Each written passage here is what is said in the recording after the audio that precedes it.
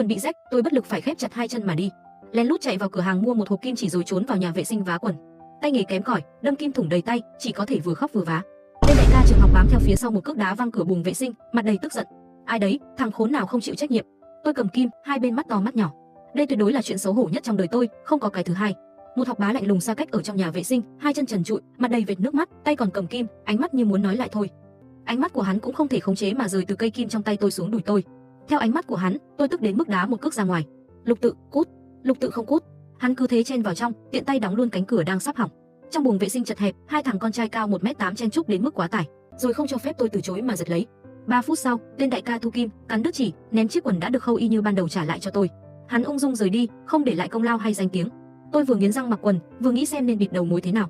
Kết quả vừa bước ra, chủ nhân của việc cần bị bịt đầu mối đang tựa vào tường đợi tôi. Thấy tôi đi ra, hắn trêu chọc, Ali, quần này tôi khâu cũng ổn mà đúng không? Tôi hừ lạnh một tiếng,